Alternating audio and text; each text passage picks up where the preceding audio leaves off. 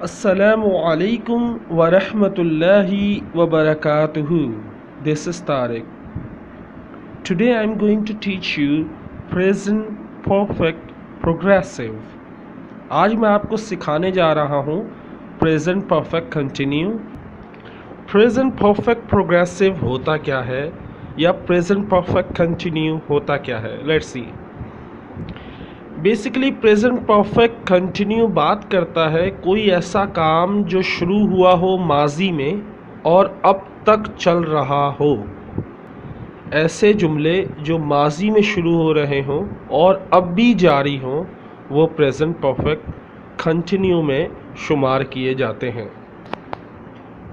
इसका जुमला बनाने के लिए आपको ये स्ट्रक्चर याद होना चाहिए। Subject plus have been plus ING form of verb plus object, या subject plus has been plus ING form of verb plus object.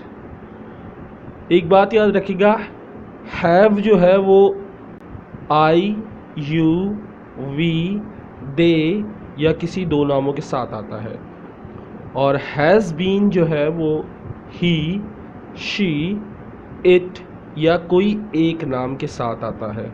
चलें शुरू करते हैं। ब्लू कलर में सबसे पहला जुमला देखें। We have been trying to find you for many days. We have been trying to find you for many days. हम तुम्हें काफ़ी दिनों से ढूंढने की कोशिश कर रहे हैं, यानी बहुत दिन हो गए हैं ढूंढते हुए तुम्हें और अभी भी तुम्हें ढूंढ रहे हैं। सो इसको बनाया कैसे है ज़रा देखें। We subject, WEV it's a subject. Have been मैंने आपको बताया था आई, यू, वी, दे या किसी दो नाम के साथ क्या लगाते हैं, हैव बीन, और उसके फ़ौरन बाद वर्ब की आईएनजी फॉर्म यानी ट्राइंग। उसके बाद आगे ऑब्जेक्ट लगा दें या एक्स्ट्रा वर्ड लगा दें। To find you for many days. We have been trying to find you for many days. हम तुम्हें काफ़ी दिनों से ढूंढ रहे हैं। नेक्स्ट देखते हैं। I have been typing for an hour. I have been typing for an hour. मैं टाइपिंग 1 घंटे से कर रहा हूँ, यानी पिछले 1 घंटे से मैं टाइपिंग करे जा रहा हूँ। You have been speaking ill of others for the last 15 minutes. You have been speaking ill of others for last 15 minutes। पिछले 15 मिनट से तुम दूसरों पर इल्ज़ाम लगा रहे हो। पिछले 15 मिनट से तुम दूसरों को बदनाम कर रहे हो। पिछले 15 मिनट से तुम दूसरों को तंज कर रहे हो। स्पीक इल का मतलब होता है किसी को तंज देना, किसी को बदनाम करना, किसी पर इल्ज़ाम लगाना या किसी के बारे में बुरी बातें कहना। बहुत से मतलब हैं, लेकिन आप कोई एक या दो याद कर लें। सो पिछले 15 मिनट से तुम दूसरों को बदनाम कर रहे हो या दूसरों को बुरा भला कह रहे हो। नेक्स्ट देखें। The shopkeeper has been fleecing customer for many years. The shopkeeper has been fleecing customer for many years। याद रखिएगा ये लफ्ज़ है fleecing। इसको कुछ लोग fleecing भी पढ़ते हैं क्योंकि इसमें पी का साउंड निकाला जाता है अक्सर, लेकिन याद रखिएगा ब्रिटिश में इसको fleecing नहीं पढ़ते बल्कि fleecing। ओके, क्योंकि मैंने ये सुना है, ख़ुद सुना है, इसलिए मैं आपको बता रहा हूँ। फिर भी अक्सर होता है जो हम शुरू में सुनते हैं उसकी ज़बान पे लाना बहुत मुश्किल होता है। फ्लीसिंग, फ्लीसिंग। ओके, इसका मतलब होता है लूटना या किसी को धोखा देकर बहुत ज़्यादा पैसे हड़पना। किसी को ओवर चार्ज यानी कह लें कि ज़्यादा पैसे लेना और सामान देना और ज़्यादा पैसे लेना, उसके लिए भी इस्तेमाल होता है। लूट मार मचाने के लिए भी इस्तेमाल होता है, लेकिन ये शॉपकीपर या दुकानदार के जो कोई चीज़ बेच रहा हो, सही है। सो काफ़ी सालों से दुकानदार ग्राहक को लूट रहा है। The shopkeeper has been fleecing customer for many years. काफ़ी सालों से दुकानदार ग्राहक को लूट रहा है। डिजलिंग कहते हैं बूंदाबांदी को। It has been drizzling since morning. It has been drizzling since morning. सुबह से बूंदाबांदी हो रही है। It has been drizzling since morning. सुबह से बूंदाबांदी हो रही है। You have been driving all day. Let me drive now. You have been driving all day. Let me drive now. तुम मुसलसल पूरे दिन से गाड़ी चला रहे हो, अब तो मुझे चलाने दो। यार तुम्हारी आंखें बंद हो रही हैं, तुम सुबह से गाड़ी चला रहे हो, अब तो मुझे गाड़ी चलाने दो या मुझे मौका दो मैं गाड़ी चलाऊं। You have been driving all day.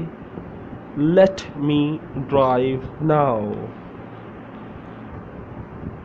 याद रखिएगा, मैं आपको पहले भी बता चुका हूँ कि जो लफ्ज़ दो लफ्ज़ों से मिल के बनते हैं वो फ्रेजल वर्ब या ईडियम होते हैं ज़्यादातर। Okay, it has been pouring down for a week. याद रखिएगा, पुअर जो होता है ना, उसका साउंड थोड़ा सा पुअर और फोर में फ़र्क है, सही है। It has been pouring down for a week. It has been pouring down for a week.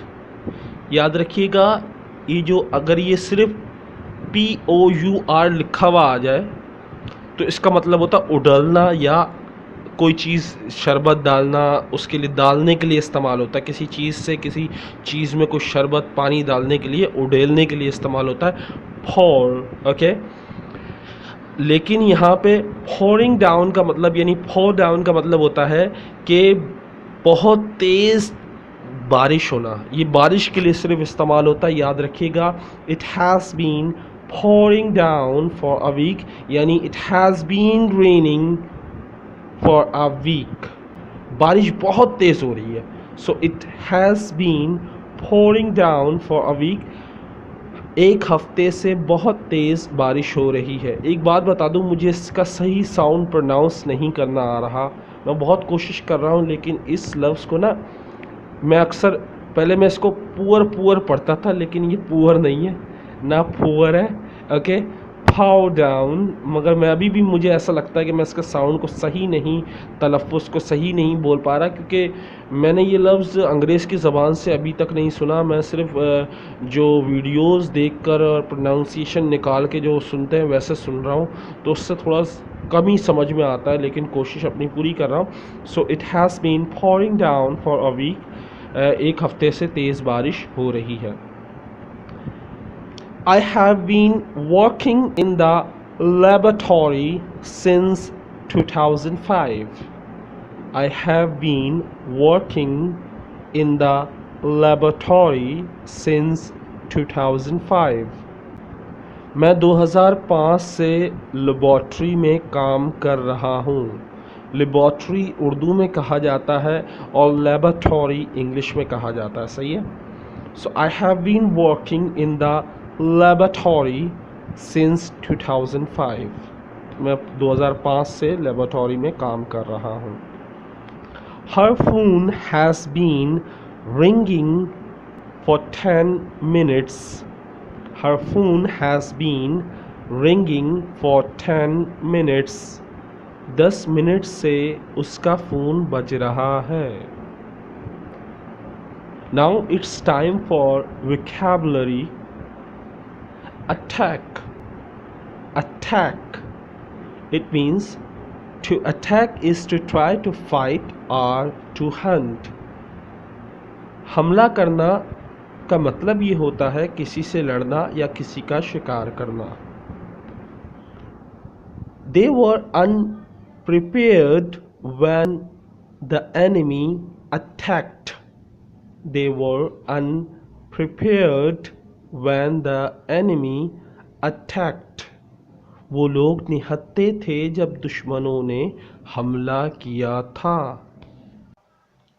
Now it's time for assignment. अब वक्त हो चला है असाइनमेंट का। असाइनमेंट करने से क्या होता है कि आप अपनी इंग्लिश को बेहतर बनाते हैं और असाइनमेंट्स के बहुत फ़ायदे हैं। आपने इन जुमलों को ट्रांसलेट करना है उर्दू में और इसके बाद आपने इससे मिलते जुलते 10 जुमले बनाकर दिखाने हैं। You have been working at your job for 2 weeks.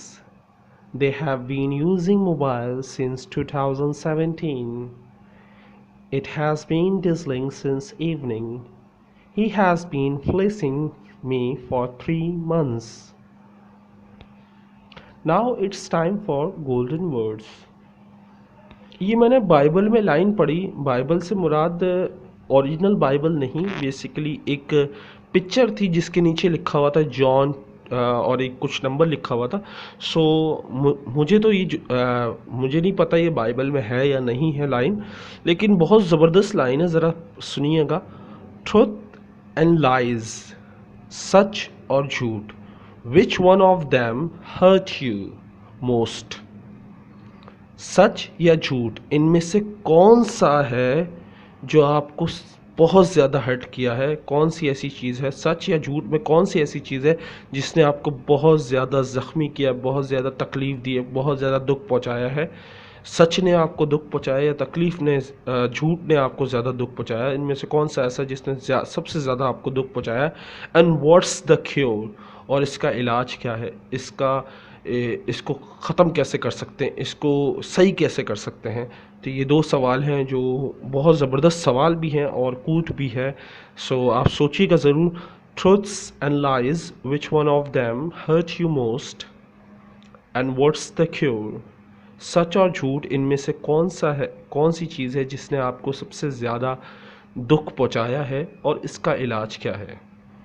दूसरा, the one who falls and gets up is so much stronger than one who never fell. याद रखिएगा, ये बहुत ज़बरदस्त बात है, इसको समझिएगा। एक ऐसा शख्स जो गिरता है और फिर संभलता है, फिर गिरता है, फिर संभलता है और फिर गिरता है, फिर संभलता है, यानी जो गिर के संभला हो और फिर दोबारा खड़ा हो गया हो, वो ज़्यादा ताकतवर होता है उस शख्स के मुकाबले में जो कभी गिरा ना हो।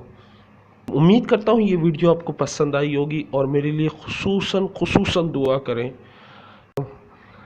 2 हफ्ते पहले हॉस्पिटल के बाहर से मेरी बाइक चोरी हो गई। जो मेरे पास एक ही एसेट था, एक ही असासा था, जो अपनी चीज़ कोई होती है ना ख़रीदी हुई, वो एक ही थी और वो भी चोरी हो गई।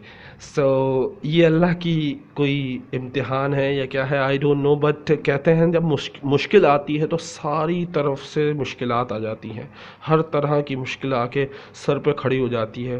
कर्ज़दारों के कर्ज़ आके सर पे खड़े हो जाते हैं, मुश्किलात खड़ी हो जाती हैं और हर चीज़ एक साथ एक ही दम आ जाती है और इस मुश्किल वक्त में चलना बहुत मुश्किल हो जाता है। तो मेरे लिए दुआ करें, अल्लाह मुझे इस्तिताअत दे, अल्लाह मुझे हौसला दे और हिम्मत दे, ताकि मैं इस वक्त में इस लम्हे ख़ुद को संभाल सकूं और इन मुश्किल हालात से निकल सकूं। दुआ कीजिएगा लाज़मी मेरे लिए, और ये वीडियो अगर अच्छी लगी तो दोस्तों के साथ ज़रूर शेयर करें। अस्सलामु अलैकुम वरहमतुल्लाहि वबरकातुहू।